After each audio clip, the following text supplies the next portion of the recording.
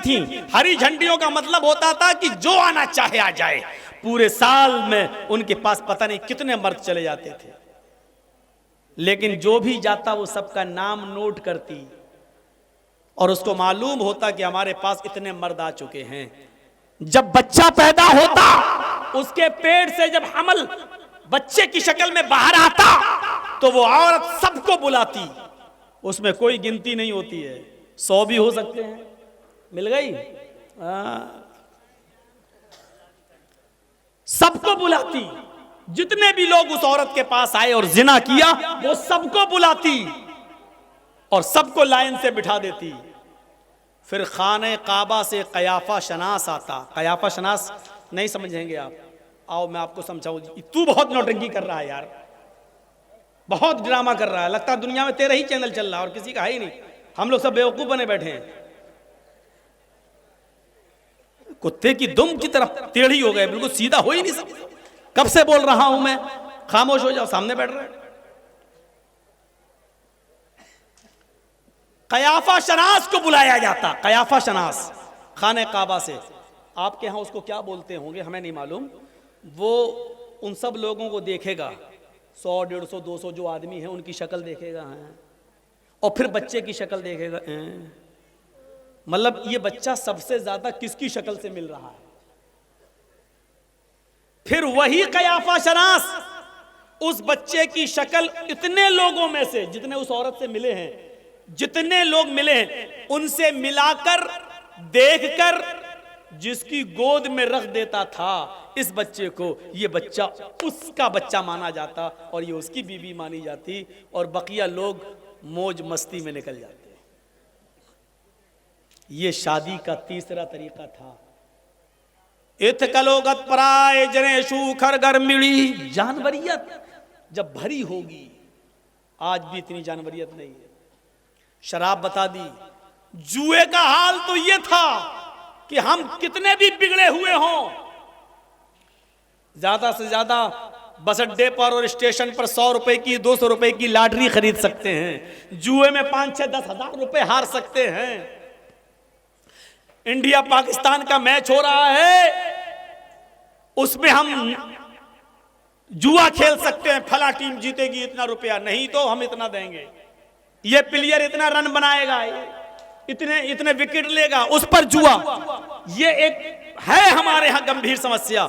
लेकिन चाहे कितने बड़े जुआरी हों, लेकिन आज तक ये नहीं सुना गया है कि जुआ खेलते वक्त किसी ने जुए में रकम हार जाने के बाद अपना घर, और घर भी हार जाने के बाद अपनी बीवी, और बीवी को भी हार जाने के बाद अपनी बेटी भी जुए में लगा दी हो। हमने आज तक ये नहीं सुना है। अरब के अंदर जुए में जब रकम हार जाते थे तो मकान लगा दिया करते थे, और मकान जब जुए में हार जाया करते थे तो अपनी बीवी जुए में लगा दिया करते थे, और बीवी भी जब जुए में हार जाते थे तो अपनी 16 17 18 साल की जवान बेटी भी जुए में लगा दिया करते थे। इत्कलोगत प्राय जनेशु खरगर मिड़ी धर्मत्राणाय सत्वैनि भगवान उत्तरश्यति। जब बहुत ज्यादा अंधकार होगा, बहुत ज्यादा गुमराही होगी, बहुत ज्यादा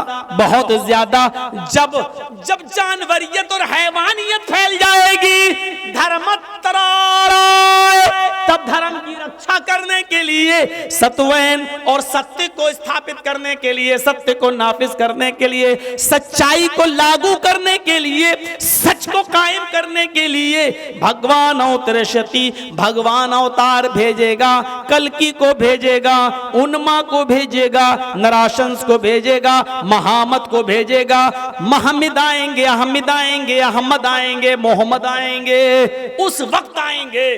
तो आप देख लीजिएगा, हालात बताते हैं अरब के, जब ये जानवरियत फैल गई थी, उसी माहौल में मोहम्मद रसूलुल्लाह को नबी बनाकर भेजा गया। कितने मौलाना स्टेज पे थे जब हम आए, यहां से लेके वहां तक कुर्सी भरी पड़ी थी। स्टेज पे भी मौलवियों की तादाद। और आपके इलाके में कितने मदरसे होंगे, कोई गिनती याद है? 40-50 आपके इलाके में। पूरे बंगाल में कितने होंगे, गिनती नहीं है, हमें मालूम है।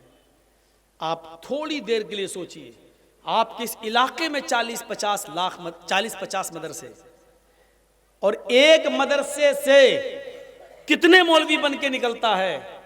एक साल में 40-50 मदरसों से कितने मौलवी बन के निकलते होंगे? इतने मौलाना मिलकर भी, इतने मदरसे मिलकर भी हमारे समाज, हमारे गांव, छोड़ दीजिए दूसरा, आपके अपने इलाके से, क्या नाम है इस गांव का? राहटपुर। राहटपुर, इसी इलाके से, सिर्फ राहटपुर डिस्ट्रिक्ट उत्तर दिनाजपुर, आप देख लीजिए, इतने मदरसे होने के बाद, इतने मौलवी होने के बाद, आज भी राहटपुर से, सिर्फ आपके गांव से सब मिलकर सिर्फ जहेज की प्रथा खत्म नहीं कर पाए, और गुनाह तो छोड़ दीजिए आप, सिर्फ जहेज नहीं मिटा पाए। आज भी लड़का शादी के मौके पर लड़की वालों से बाइक, मोटरसाइकिल मांगता है, 2.5-3 लाख 5 लाख रुपए की डिमांड करता है।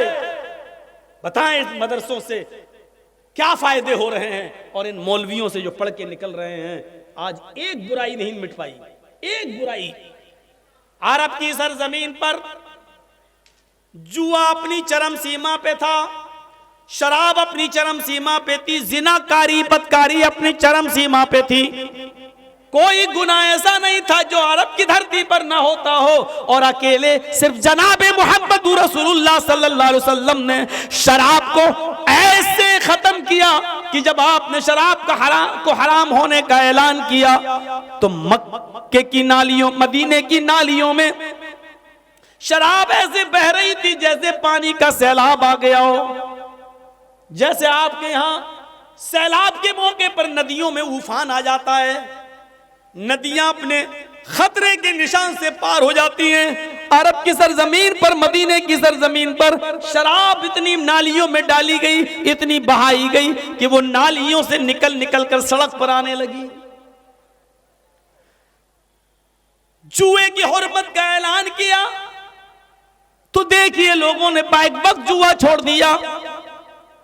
जिनाकारी की हुर्मत का ऐलान किया तो औरतें ऐसी पाक दामन बन गई, इतनी नेक बन गई कि आप उसकी मिसाल नहीं दे सकते, क्योंकि इस्लाम जानता है, मोहम्मद रसूलुल्लाह को मालूम है, एक औरत की सबसे बड़ी इज्जत वही चीज है, शर्मगाह।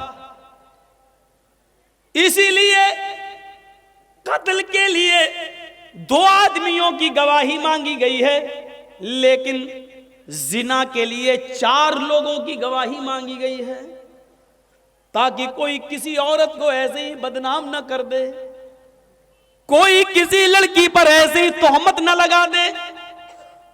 मौलवी जर्जीस ने एक लड़के को और एक लड़की को जिना करते हुए देखा है, बंद कमरे में देखा है, दोनों को नंगी अवस्था में देखा है, लेकिन सिर्फ जर्जीस ने देखा है।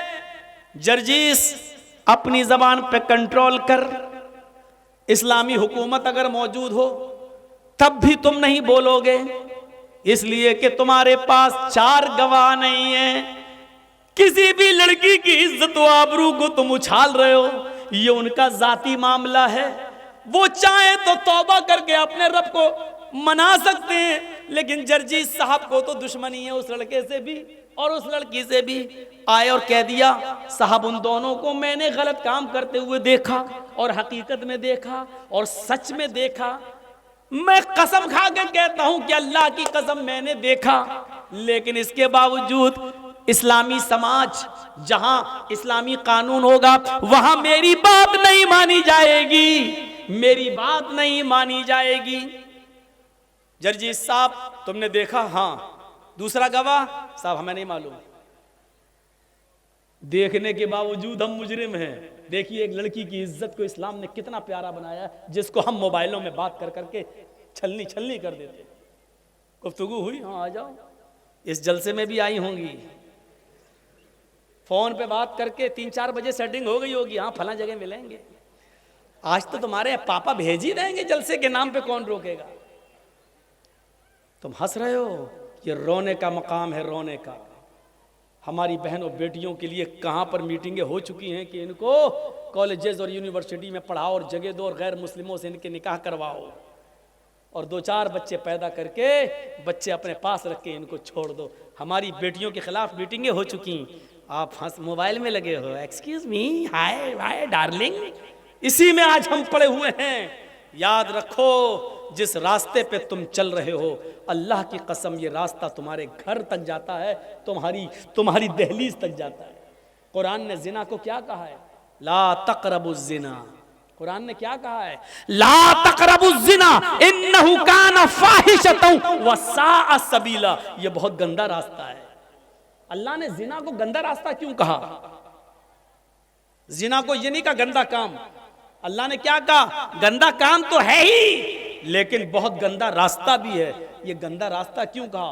पूरे 1 साल तक मैं यही ढूंढता रहा कि जब जिना गंदा काम था तो गंदा काम कह दिया था, अल्लाह ने काफी था, लेकिन गंदा रास्ता क्यों कहा है? जिना रास्ता कैसे हो सकता है? गंदा रास्ता। 1 साल तक पढ़ा, 1 साल तक किताबों की हमने पन्ने पलटे, 1 साल तक हमने चेक किया, 1 साल तक मौलवियों से राब्ते कायम किए, 1 साल तक बड़े बड़े उलमा से हमने कांटेक्ट किया, तब 1 साल के बाद हम इस नतीजे पे पहुंचे कि अल्लाह ने इसको गंदा रास्ता इसलिए कहा क्योंकि जिस रास्ते पे तुम चल रहे हो इसकी मंजिल तुम्हारे घर तक जाती है। यानी तुम दूसरों की बहन बेटी के साथ जो जिना करने का इरादा करते हो, हकीकत ये होती है कि जिस रास्ते पे चल के तुम दूसरों की बहन बेटियों की इज्जत लूटते हो, ये रास्ता तुम्हारे घर तक जाता है, यानी तुम्हारी बहनों बेटियों की इज्जत भी लूटी जाती है। इसलिए अल्लाह ताला ने इसको गंदा रास्ता कहा है। गंदा रास्ता। हम समझ रहे हैं कि दूसरे की बहन है उसके साथ हम गलत काम कर रहे हैं, हकीकत यह है कि यह रास्ता हमारी बहन तक जा रहा है। हम समझ रहे हैं कि दूसरे की बेटी है जिसके साथ हम गलत काम कर रहे हैं, हकीकत यह है कि हम अपनी बेटी के लिए दरवाजा खोल रहे हैं और यह रास्ता हमारी बेटी तक आता है। कितने दिन हो गए हमने नहीं बताया, और शायद आपको मालूम हो कि हमारे इलाके का वाकया है कि एक अमीर आदमी ने एक रिक्शा चलाने वाले को, जिसकी सिर्फ एक बहन थी, बस एक बहन, कोई नहीं था उसका, किसी बात पर नाराज होकर FIR करके उस लड़के को जेल पहुंचा दिया। अब बहन अकेली हो गई। मोहल्ले के लोगों ने साथ दिया, उसका खाना पानी हर तरीके से उसको कोई तकलीफ नहीं होने दी। 4 साल के बाद जब लड़का जेल से छूटा तो बहन अपने भाई से चिपक गई, रोने लगी। भाई ने तसल्ली दी, बहन अब क्यों रोती हो, मैं तो आ गया हूं। बहन ने कहा, भाई गांव के लोगों ने बहुत साथ दिया, अगर आज ये गांव वाले साथ न देते तो आज आपकी बहन आपको चेहरा दिखाने के लायक नहीं होती। आपको जेल से छुड़ाने के लिए मैं अपने जिस्म को बेचने के लिए तैयार हो चुकी थी, दर दर की ठोकरें खाने के लिए तैयार थी। आपको जेल से छुड़ाने के लिए मैं इस दलदल में कदम रखने के लिए तैयार थी, लेकिन मोहल्ले वालों ने मुझे अपनी बेटी और अपनी बहन की तरह समझा और मुझे अपने घर में पनाह दी। भाई ने अपनी बहन के मुंह पर हाथ रखा। अरे चाचा जी चुप करा दो इनको, भाई मेरे कान में आवाज जा रही। अब वक्त है इनका मन रब्बू का और माँ दीनू का तैयारी करें कि तुम्हारा रब कौन है। फरिश्ते सवाल करेंगे, स्टेज पे बोल रहे हैं चाचा। सुनिए मेरे भाइयों, ताज्जुब करोगे, लड़के ने अपनी बहन के मुंह पे हाथ रख लिया। चुप, जो मुंह में आता बकती चली आ रही है। कहा भाई जो हकीकत है, चुप, कौन है जो मेरी बहन पर गलत नजर डाल सके? आज तक इस जमीन की धरती पर, आसमान के नीचे किसी मां ने वो बेटा पैदा नहीं किया जो मेरी बहन पर गलत नजर डाल सके। बहन ने कहा भाई इतना विश्वास है मेरे ऊपर? कहा नहीं, तेरे ऊपर नहीं, अपने ऊपर। कहा है कैसे? कहा मेरी बहन तू जानती है कि तेरा भाई क्या करता है? कहा रिक्शा चलाता है। तेरी बहन, तेरा भाई सुबह उठता है शाम तक रिक्शा चलाता है, तुझे पालता है पोसता है और तेरे जहेज के सामान की तैयारी करता है, तेरा घर बसाने की तैयारी करता है। तेरे भाई के रिक्शे पर सुबह से लेकर शाम तक पता नहीं कितनी औरतें बैठती हैं और कितनी स्कूल की और कॉलेज की लड़कियां तेरे भाई के रिक्शे पर बैठती हैं। मेरी बहन तेरे भाई के रिक्शे पर जितनी भी लड़कियां आज तक बैठी हैं, मैंने उन लड़कियों को अपनी बहन की नजर से देखा। जब मैंने आज तक किसी की बहन पर गलत नजर नहीं डाली, तो मेरी बहन पर गलत नजर कौन डाल सकता है? यहां बैठे हुए जितने लोग हैं समाजियों, सुनो, उत्तर दिनाजपुर के चप्पे चप्पे से आने वालों सुनो, अपनी बहन पर भरोसा वही करना यहां से उठने से पहले जो अपने आप को भरोसे के लायक समझता हो। इतना याद रखना, अगर तुमने किसी की बहन और किसी की बेटी की इज्जत व आबरू से खेला है, तो हकीकत में तुमने अपनी बहन और अपनी बेटी की इज्जत व आबरू से खेला है।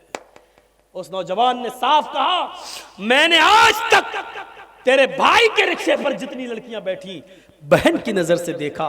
जब मैंने किसी की बहन पर गलत नजर नहीं डाली, तो मेरी बहन पर कौन गलत नजर डाल सकता है? इस जुमलों से हमें और आपको सबक लेना चाहिए। सबक, अगर आपने किसी की बहन और बेटी पर गलत नजर डाली, तो याद रखना हमने रास्ता बना दिया है अपने घर में अपनी बहन और अपनी बेटी के दरवाजे तक पहुंचने का। अल्फाज कड़वे हैं मगर हक बजाने भूं, अल्फाज सख्त हैं लेकिन अल्लाह की कसम गलत नहीं है। अल्फाज में थोड़ी सी सख्ती है लेकिन मैं माफी नहीं मांगूंगा, क्योंकि माफी का चंदा करने की आदत मेरी नहीं है। किस बात पर माफी मांगू? कोई गलत बात मैंने नहीं कही है। अगर तुम दूसरों की बहनों बेटियों पर गलत नजर डालोगे, तो हमारी बहनों बेटियों पर भी गलत नजर डाली जाएगी।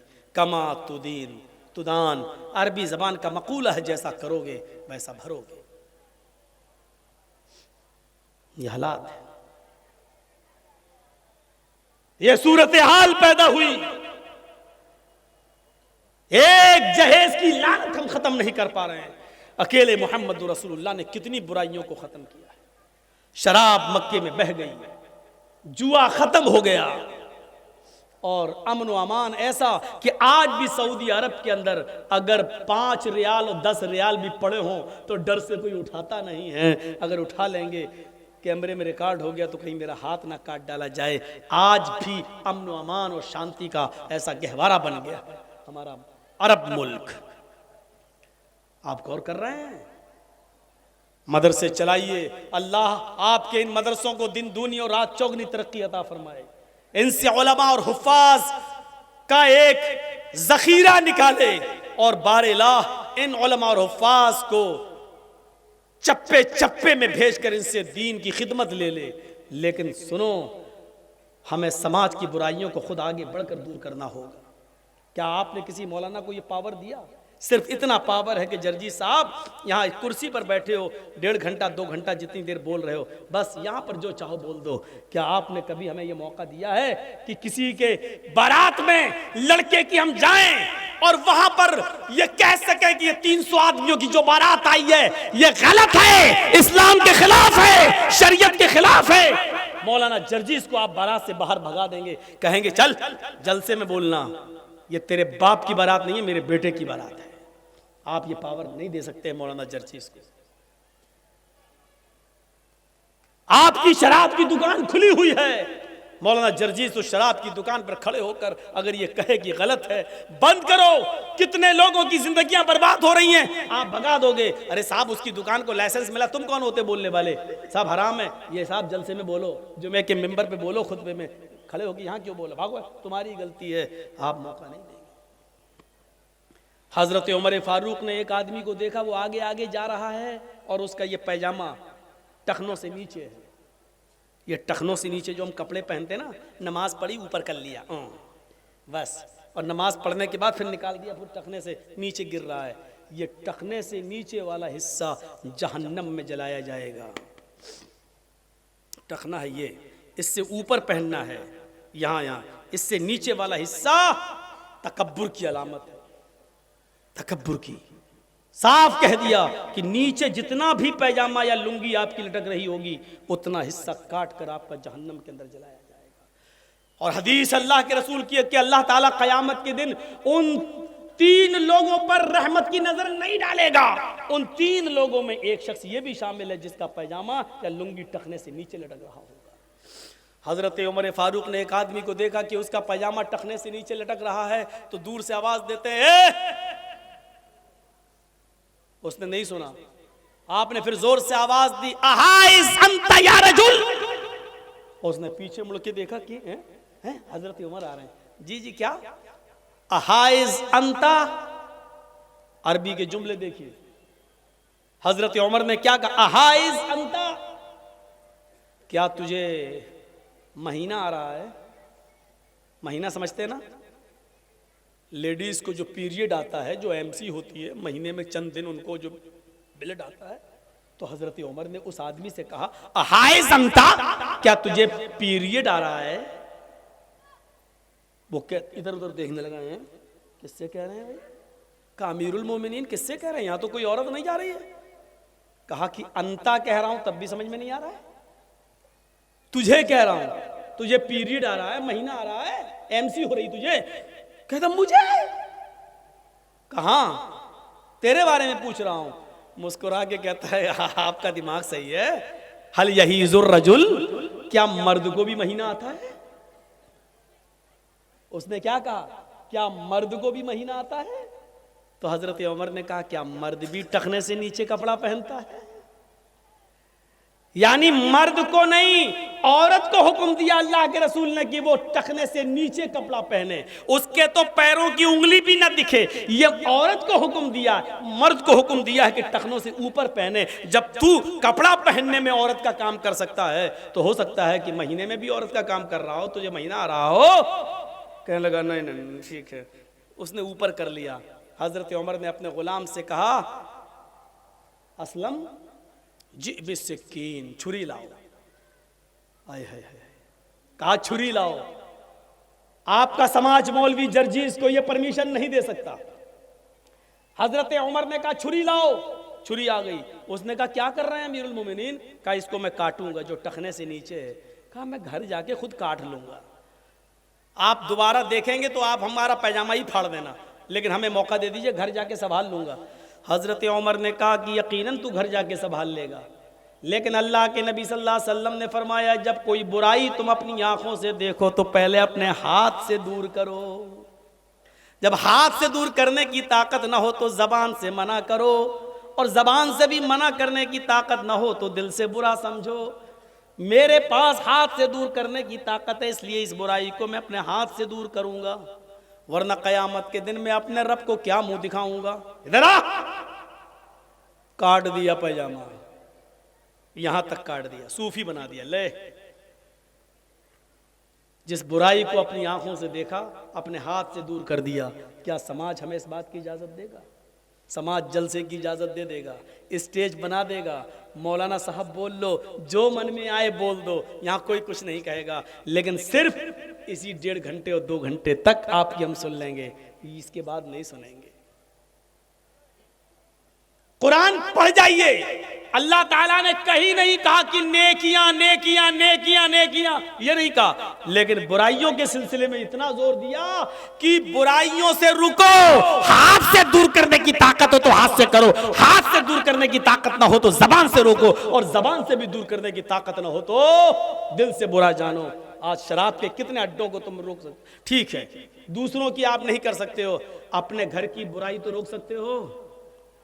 अपने घर की बुराई, आपके घर में आपका बच्चा 12 बजे रात तक मोबाइल चलाता है, एंड्रॉइड मोबाइल, फेसबुक और मैसेंजर और यूट्यूब पे लगा हुआ है, कितना आपने अपने घर की इस बुराई को रोका है? आपकी बेटी 18 साल 20 साल की हो चुकी है, एंड्रॉइड मोबाइल चला रही है, आपने अपनी बेटी के ऊपर कितनी निगरानी रखी है? फेसबुक भी चला रही है, व्हाट्सएप भी चला रही है, अपने स्कूल के दोस्तों और सहेलियों से बातें भी कर रही है, आपने कितनी निगरानी की है अपनी बेटी पर? छोड़ दो बारात 400-500 आदमियों की, ये 300-400 आदमी जितने बारात में जाते हैं, मैंने कभी इनको बाराती कहा ही नहीं है। आज भी मैं कहता हूं कि ये सब चोर हैं और डाकू हैं। बुरा लगता है, हाँ। अल्लाह के नबी ने फरमाया, जब लड़की वाले के यहां जब तुम खाना खाने जाते हो, लड़की वाले के घर, दखला सारिकन व खरज सारिकन, चोर बनकर दाखिल होते हो और डाकू बनकर निकलते हो। कौन सी हदीस है जो तुम्हें लड़की वाले के घर खाने की इजाजत देती है, बताओ तो। मेरी बेटी है, जर्जीस साहब का काम यह है कि निकाह पढ़वाया जाए दामाद के साथ और बेटी का हाथ पकड़ के दामाद को दुआ देकर रुखसत कर दिया जाए। दामाद के साथ जो चले आ रहे हैं 100, 200, 500 आदमी, उनको खिलाने की जिम्मेदारी मौलाना जर्जीस के ऊपर नहीं है, शरीयत ने नहीं दी है। शर्म नहीं आती? खाते हो तो लड़की वालों के घर खाते हो, खाना चाहिए तो लड़के वालों के घर खाना चाहिए। वलीमा करो, कौन मना करता है? वलीमे में 100 आदमी की दावत कर रहा, बारात में 500 आदमी ले जा रहा है? वलीमा कर ना, 500 नहीं 1000 को बुला। एक दिन वलीमा कर, दूसरे दिन भी कर, 20 दिन वलीमा कर, शरीयत तुझे इजाजत देती है। तुझे खुशियां कर, लेकिन लड़की वाले पर बोझ मत बन। लड़की वाले ने 18 साल 20 साल पाल पोस कर अपनी लड़की बड़ी करके तुझे दे दी, बहुत बड़ा काम कर दिया, ये बहुत बड़ी कुर्बानी दे दी, लेकिन उस लड़की को लेने के लिए भी 500 आदमी जाएं, 400 जाएं, ये चोर जाएं। और डाकू मैं इसलिए कह रहा हूं, वहां जा गए, वहां बैठ गए, मालूम है कि अब बड़ा नहीं खिलाएगा। क्यों? क्योंकि लड़के के बाप ने पहले ही कह दिया 400 लेके आ रहा हूं, जहेज में 2-4 आइटम कम दे देना चलेगा, लेकिन मेहमानों की इज्जत अच्छी कर लेना। हमारे साथ जो 300 आदमी बाराती आ रहे हैं ना, इनकी खातिरी अच्छी तरीके से कर लेना। ये भीख मांगने की इंटरनेशनल स्टाइल है। मतलब जानते हो क्या हुआ?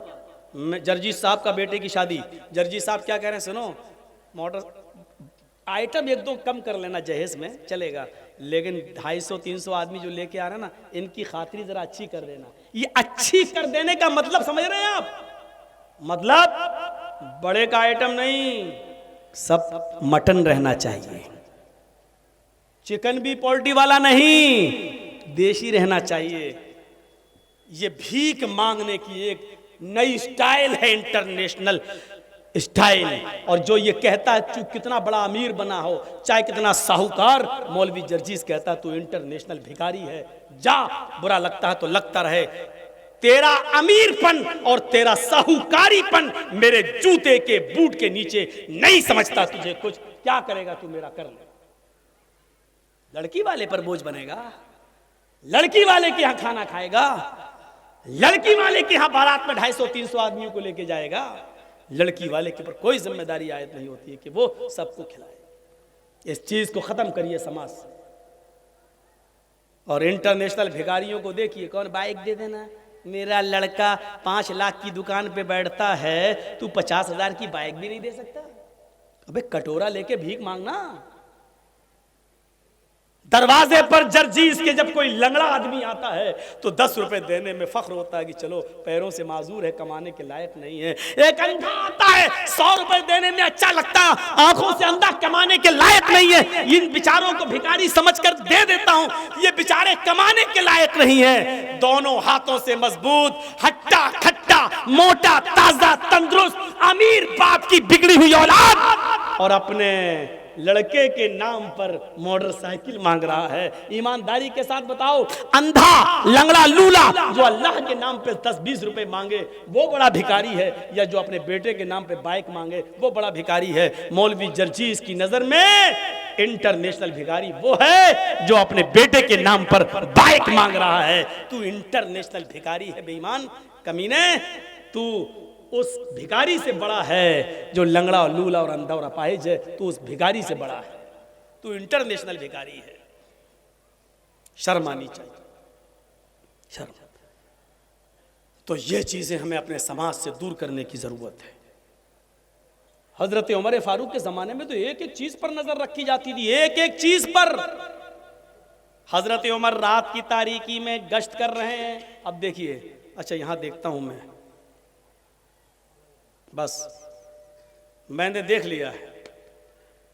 अब सुनिए, मेरी नजर में आ गया, मेरी आंखों ने फोटो खींच लिया उसका। हजरत उमर रात की तारीकी में गश्त कर रहे हैं, एक दरवाजे से के पास से गुजरते हैं, अंदर एक औरत के कराहने की आवाज आती है। आगे बढ़ते हैं तो सुनते हैं कि एक औरत शेर पढ़ रही है और शेर पढ़ते हुए कह रही है, अगर मुझे उमर के सिपाहियों का डर न होता तो आज मैं नज़र इब्ने हारिस को अपने घर बुलाती और आज मेरी चार पाइयों की चोलियां बोल रही होती। मुझे उमर का डर न होता तो आज नज़र इब्ने हारिस से मैं अपने जिस्म की तस्कीन कर लेती, नज़र इब्ने हारिस को बुला लेती और मैं उसके साथ अपना मुकाला कर लेती, अपनी चार पाई की कुछ चुरमुरवा लेती, उसकी आवाज़ें निकल जाती। ये अरबी में शेर पढ़ रही थी जिसका तर्जमा मैंने आपके सामने रख दिया।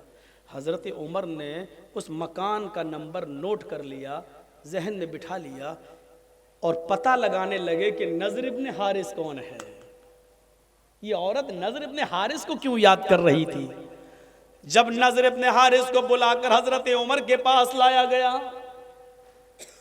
तो क्या देखते हैं कि वो तो बहुत नेक आदमी है, बहुत शरीफ आदमी है, बड़े इबादत गुजार हैं। पूछा अमीरुल मोमिनीन ने, उमर फारूक ने, आए नज़र, उस जगह पर मेरा गुजर हुआ, वहां एक औरत रहती है इस नाम की, मुझे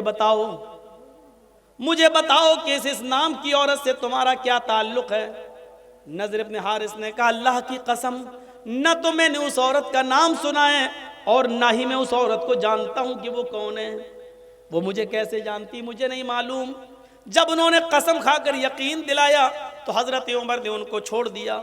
लेकिन हज़रत उमर को बड़ा ताज्जुब हुआ कि नज़र इब्ने हारिस ने के अंदर इस औरत ने क्या देख लिया है जो उनको याद कर रही थी। एक तरफा आग लगी हुई थी मोहब्बत की और कह रही थी कि अगर मुझे उमर का डर ना होता तो नज़र इब्ने हारिस को मैं अपनी चारपाई पर बुलाती और आज मैं उसके साथ जिना करती, मैं उसके साथ मुकाला करती। अब हज़रत उमर ने उस औरत को बुलवाया। जब वो औरत आई तो उससे पूछा, अरे औरत, नज़र इब्ने हारिस कौन है? पहले तो वो आनाकानी करने लगी, कौन नज़र? नहीं, मैं नहीं जानती। हज़रत उमर ने अपने खादिम से कहा, कोड़ा निकालो, ये ऐसे जवाब नहीं देगी। जब हज़रत उमर फारूक ने कोड़े को लहराया तो कहने लगी, बता रही हूँ। कोड़ा देखते ही कहने लगी, बता रही हूँ। फिर उसने बताया कि नज़र इब्ने हारिस मुझे नहीं जानता, लेकिन मैं नज़र इब्ने हारिस को अच्छी तरह जानती हूँ और मेरा दिल उसके ऊपर आमादा है। मेरा शौहर कई सालों से गया हुआ है, अभी तक लौट कर नहीं आया है। तो कहा, ये बताओ, नज़र इब्ने हारिस तो तुम्हें जानते ही नहीं है, फिर क्या बात है? तुम्हें नज़र के अंदर क्या चीज़ अच्छी लगी? कौन सी चीज़ है नज़र की जिसने तुम्हारे दिल में नज़र के लिए जगह बना ली? औरत कहती है, अमीरुल मोमिनीन, हमें नज़र इब्ने हारिस के आगे के बाल बहुत अच्छे लगते हैं, उनके जुल्फें बहुत अच्छी लगती हैं।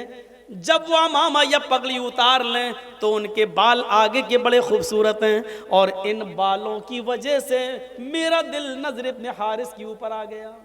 आपने कहा, जाओ।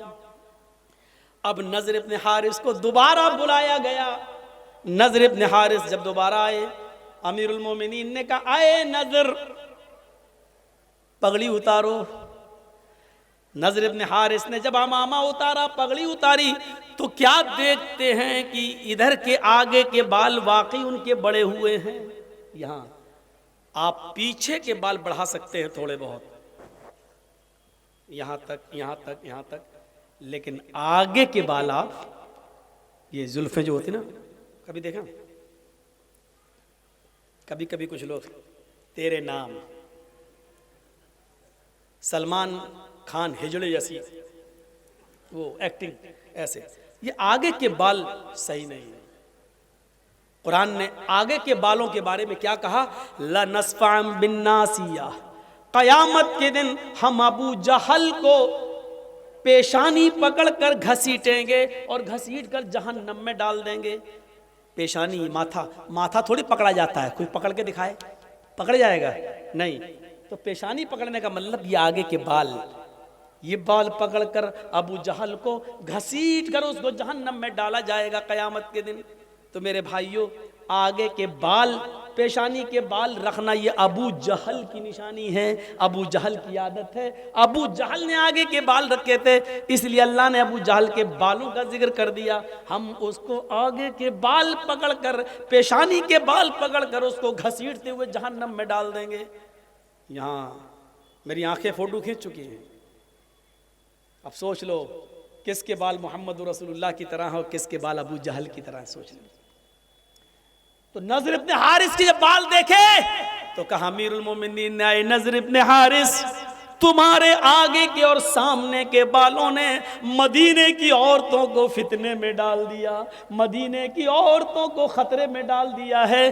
तुम्हारे आगे के ये हिप्पी कट बाल देखकर मदीने की औरतें अपने आउट ऑफ कंट्रोल होने लगी हैं, अपने काबू खोने लगी हैं। इधर आओ। नज़र इब्ने हारिस को बिठाया, फिर एक बारबर को, एक नाई को बुलाया, हज्जाम को बुलाया, और पूरा उस तरह लेकर उनके सर के सारे बाल घोंट डाले, गंजा कर दिया, टकला। कुछ टकले हमारे देश को भी चला रहे हैं, बिल्कुल बाल उसके अलग कर दिए एकदम।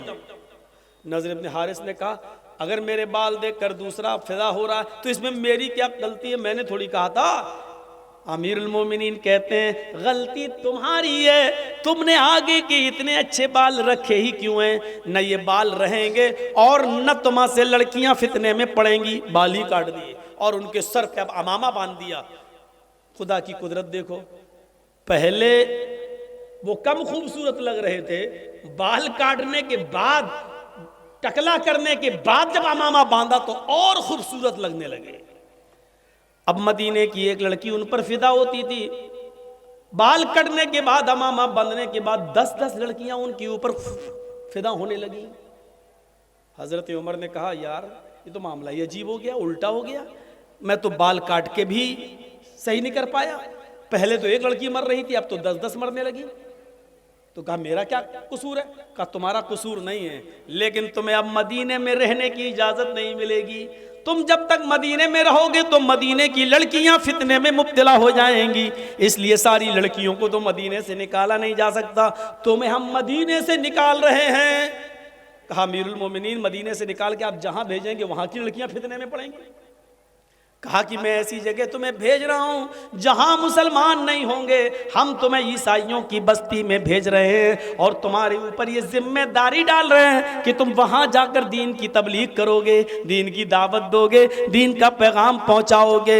वहां रहने के बाद अगर कोई इस्लाम ले आती है और उसके बाद तुमसे शादी करना चाहती है तो शादी करने में कोई हर्ज की बात नहीं है, कम से कम मदीने की लड़कियां तो फितने में महफूज रहेंगी फितने से। नज़र इब्ने हारिस को दूसरी कंट्री में भेज दिया, दूसरे शहर में भेज दिया और जिम्मेदारी दे दी कि इतने महीने में, इतने दिन में इतना इतना काम, इतना दावत, इतनी तबलीग करके और पूरी एक लिस्ट बनाकर हमें भेजो। जब दिन भर काम ही में रहोगे और फिर ये ईसाई होने की वजह से शायद मुसलमान समझकर तुमसे प्यार ही ना करें, इसलिए तुम इनसे दूर रहना और तुम भी और इनके फितने में मत आना। तो मेरे प्यारे साथियों, हजरत उमर ये करते थे, एक के बड़े बाल देखे तो उसको भी काट डाले। हमारे समाज के अंदर अभी कोई लड़का किसी लड़की को लेकर भाग जाए, पंचायत बैठ जाएगी, दूसरे दिन मुखिया आ जाएंगे, सरपंच साहब आ जाएंगे, साहब तेरा लड़का उस लड़की को लेकर भागा, हाँ क्या हो, 2 लाख रुपए जुर्माना दो, उसकी लड़की की जिंदगी बेकार हो गई, बेचारी बदनाम हो गई, या इस लड़के के साथ अब निकाह करो, चलो, या तो निकाह करवा दिया जाएगा या जुर्माना मुतय्यन कर दिया जाएगा। जिस तरह लड़का लड़की को लेके भाग रहा है उसकी पंचायत तुम बिठा देते हो। समाज के अंदर किसी के आगे के बड़े बाल हैं, कितनी पंचायतें बिठाई हैं। शराब कोई पीता है समाज के अंदर, कभी पंचायत बिठाई है? नमाज नहीं पढ़ते हैं लोग, मस्जिदों के सामने चाय की होटलों पे बैठे रहते हैं। इन पंचों ने कभी बैठकर उन बेनमाजियों के लिए कोई मीटिंग की है? नहीं मेरे भाइयों, समाज का एक बड़ा हिस्सा है, आपको ये करना पड़ेगा, आपको ये करना पड़ेगा। हजरत उमर फारूक रज़ी अल्लाह ताला अन्हु ने एक बार फजर की नमाज पढ़ाई और फजर की नमाज पढ़ाने के बाद जब सलाम फेरा, जब सलाम फेरा तो क्या देखा कि एक आदमी की फजर की नमाज में एक रकात छूट गई, यानी वो बाद में आया था, हजरत उमर एक रकात पढ़ा चुके थे, वो बाद में आया तो एक रकात में शामिल हो गया। तो अब जब सलाम फेरा जाएगा तो एक रकात बाद में पढ़ेगा ना, वो पूरी करेगा।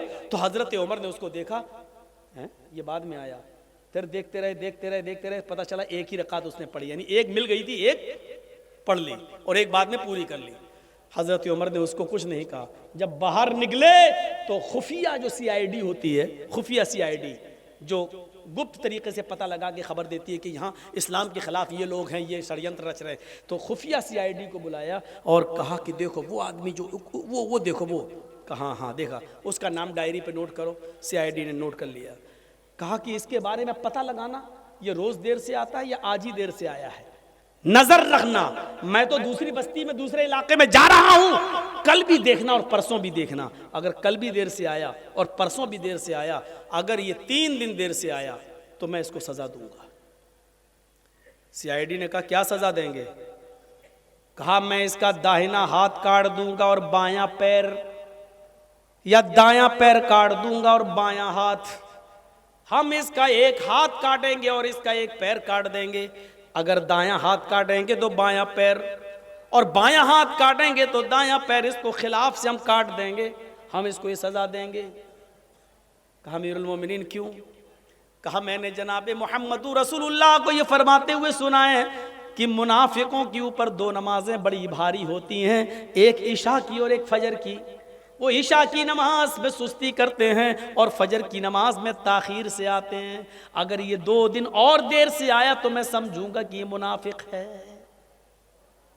3 दिन अगर मस्जिद में देर से आया तो मैं समझूंगा कि मुनाफिक है। एक वक्त की नमाज छूटी थी, वो भी एक रकात। सिर्फ जुमे ही के दिन नमाज पढ़ने वालों, जरा अपने गरीबानों में झांक कर देखो कि हम मुसलमान हैं कि नहीं हैं। उसकी फजर की नमाज नहीं छूटी थी, एक रकात छूटी थी। नमाज तो मिल गई थी, एक रकात तो मिली थी, एक रकात बाद में पूरी कर ली। पेशाब पायखाने में भी देर हो सकती है, सोकर उठने में भी देर हो सकती है। मोबाइल का जमाना नहीं था, अलार्म का जमाना नहीं था, आंख देर से भी खुल सकती है। बेचारा सो गया होगा या जंगल में खेत में लैट्रीन और पेशाब करने जाना पड़ता, हो सकता है कि लैट्रीन में देर हो गई हो, बेचारे को आने में कोई भी वजह हो सकती है। लेकिन हजरत उमर ने फौरन सजा नहीं दी, कहा हो सकता है ऐसा, इसलिए आज देर हो गई हो, लेकिन कल भी देखना और परसों भी देखना, रोज देर थोड़ी होगी। अगर मुनाफिकत इसके अंदर आ गई होगी तो ये कल भी देर से आएगा और परसों भी देर से आएगा, और 3 दिन देर से आया तो मैं इसका एक हाथ काट दूंगा और एक पैर काट दूंगा। जरा इस वाक़े की रोशनी में हम अपने गरीबानों में झांकें और देखें, सोचें और देखें कि हम कितने पक्के मुसलमान हैं। सिर्फ जुमे के दिन मस्जिद में आ रहे हैं, जुमे के दिन की भी फजर की नमाज हम नहीं पढ़े होते हैं, और जुमे के दिन हम पहली सफ में आके बैठे 11 बजे से। मौलाना जर्जी साहब खुतबा देंगे, 11 बजे से मस्जिद भर गई। जो पूरे हफ्ते मस्जिद में नहीं आया, मौलाना जर्जीज का खुतबा सुनने के लिए आज पहली सफ में बैठा, सऊदी अरब का रुमाल डाल के, जन्नतुल फिरदौस भी लगाया, खुशबू आ रही है, पहली सफ में बैठा हुआ है बेचारा, सऊदी अरब का रुमाल भी डाला हुआ है, और जुमे के दिन नमाज पढ़ के निकला, दाढ़ी पे हाथ फेरते रहते, ऐसा लग रहा है जैसे अल्लाह ताला पे बहुत बड़ा एहसान करके आया है। समाज के लोग मीटिंग करें, बताएं इन बेनमाजियों के लिए आपके यहां कितने एक्शन लिए गए, कितने एक्शन। आप जवाब नहीं दे पाएंगे इस बात का, आप जवाब नहीं दे सकते इस बात का। कितने एक्शन लेते हैं आप? शराबियों पर एक्शन नहीं, जुआरियों पर एक्शन नहीं, सिर्फ लड़का लड़की लेके भाग जाए तो एक्शन ले लेते हैं आप। आपकी जिम्मेदारी बनती है, आपकी जिम्मेदारी बनती है मेरे भाइयों, हमें इन चीजों को देखना है, हमें इन चीजों पर नजरें डालना है, अपने समाज में इन औरतों को भी देखना है। बेपर्दगी आम होती चली जा रही है, इनके पहनावे पर भी नजर डालो। अल्लाह के नबी ने फरमाया निसाउन कासियातुन आरियातुन मुमीलातुन व माइलात। एक ऐसा जमाना आ जाएगा कि तुम औरतों को देखोगे कि बज़ाहिर तो वो कपड़े पहने हुए होंगी, लेकिन हकीकत में वो कपड़े नहीं होंगे, वो अंदर से बरहना होंगी, अंदर से नंगी होंगी। देख लीजिए आप, हाफ आस्तीन के कपड़े पहन रही हैं आप। जो गैर शादीशुदा है, जिनकी शादी नहीं हुई, वो शलवार सूट पहनती हैं, आस्तीनें खुली हुई हैं, दुपट्टा भी अब सर पे नहीं रहा।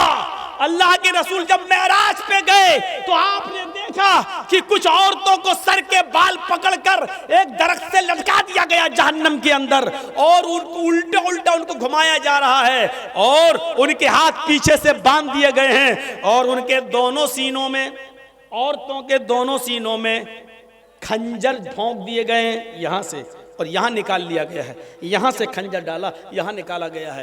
पूछा अल्लाह के नबी ने, जिब्रील ये कौन औरतें हैं जिनको इतना दर्दनाक जहन्नम में अजाब दिया जा रहा है, जिनके सर के बाल पकड़कर इनको लटका दिया गया है और इनके सीनों में खंजर चुभो दिए गए हैं? जिब्रील ने फरमाया, आय अल्लाह के नबी, ये वो औरतें हैं जो दुनिया में अपने बाल खोल कर चला करती थी, अपने बालों को दुपट्टे से नहीं ढांकती थी, अपने सर पर ओढ़नियां न डाला करती थी, अपने सरों पर ओढ़नियां नहीं ओढ़ा करती थी, ये खुले बाल लेकर चलती थी, बाजार में, स्कूलों में, कॉलेजों में इनके बाल खुले रहते थे। और ये वो औरतें जिनके सीनों में खंजर डाल दिए गए हैं, ये अपने सीनों पर ओढ़नियां, चादर नहीं डालती थी, इतना टाइट कपड़ा पहनती थी कि कपड़ा पहनने के बावजूद इनके सीने का हिस्सा उठा हुआ नजर आता था।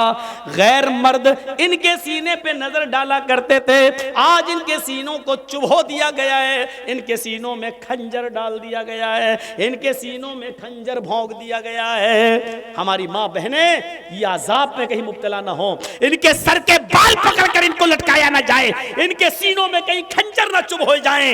इनको कहो अपनी बेटियों से स्कूल में जाए तो कम से कम ओढ़नियां और ढीली चादर अपने जिस्मों पे डाल लें। फरमाया एक ऐसा जमाना आ जाएगा कि औरतों को देखोगी कि कपड़े पहनने के बावजूद नंगी होंगी, मुमीलातुन व माइलात, लोगों की तरफ माइल होंगी और उनको अपनी तरफ माइल करेंगी, इतना मेकअप करेंगी, लाल रंग का कपड़ा तो लाल रंग की लिपस्टिक, ब्लू रंग का कपड़ा तो ब्लू रंग की लिपस्टिक, हरे रंग का कपड़ा तो हरे रंग की लिपस्टिक। मैचिंग नहीं बिगड़नी चाहिए, मैचिंग नहीं बिगड़नी चाहिए। ये मेकअप इतना करेंगी कि नौजवानों को अपनी तरफ खींचेंगी और खुद नौजवानों की तरफ खिंच जाएंगी। ला यदखुलन्नल जन्नता वला यजिदन्न रिहा। ये औरतों को जब देखो तो समझ लेना ये औरतें कभी जन्नत में दाखिल नहीं होंगी और जन्नत की खुशबू भी नहीं पाएंगी। ऐसी औरतों पर अल्लाह ने जहन्नम वाजिब कर दी और जन्नत को हराम कर दिया। ये औरतें कभी जन्नत के अंदर दाखिल नहीं होंगी। जन्नत में दाखिले के लिए ढीला ढाला कपड़ा जरूरी है, पर्दा जरूरी है। हजरत फातिमा का इंतकाल का वक्त आया तो रो रही थी। कहा अली ने क्यों रो रही हो, एक दिन तो सबको इस दुनिया से जाना है। कहा अली मेरे शौहर, मेरी एक वसीयत है उसको याद रखना। बताओ तो मेरी बीवी ही नहीं मोहम्मद रसूलुल्लाह की बेटी भी हो, बताओ क्या वसीयत है। फरमाया जब मेरा इंतकाल हो जाए, मेरी रूह निकल जाए तो मुझे रात में दफनाना, दिन में नहीं। इशा की नमाज के बाद अंधेरे में मेरा जनाजा लेकर कब्रिस्तान जाना, दिन में नहीं। हजरत अली ने कहा ये तुमने एक नई मुसीबत मेरे ऊपर डाल दी। मान लो फजर के बाद अगर तुम्हारा इंतकाल हो जाता है तो जोहर के बाद दफन किया जाएगा, जोहर में इंतकाल होता है तो असर में, अब फजर के बाद अगर इंतकाल हो जाए तब भी हम इशा के बाद तुम्हें दफनाएं, ये कहाँ की अक्लमंदी है। फरमाया आए अली, आए मेरे शौहर, मेरे ऊपर ये एहसान करना जो मैं आपसे कह रही हूँ। मेरे जनाजे को रात की तारीकी में ले जाना, मेरे जनाजे को रात के अंधेरे में उठाना। पूछा ऐसा क्यों कह रही हो? कहती है कि मैं ऐसा इसलिए कह रही हूं क्योंकि मैं ये नहीं चाहती कि मेरे मुर्दा जिस्म पर पड़े हुए कफन पर भी किसी गैर मर्द की नजर पड़े। मेरे मुर्दा जिस्म पर पड़े हुए कफन पर भी किसी गैर मर्द की नजर पड़े। मैं चाहती हूँ कि मेरा जनाजा जब उठे तो मेरे कफन को भी कोई न देखे, मेरी शक्ल सूरत तो बहुत दूर की बात है। हजरत फातिमा की ये नसीहत थप्पड़ मार रही है आज हमारी बेटियों और हमारी बीवियों के मुंह पर, हमारी औरतों के मुंह पर।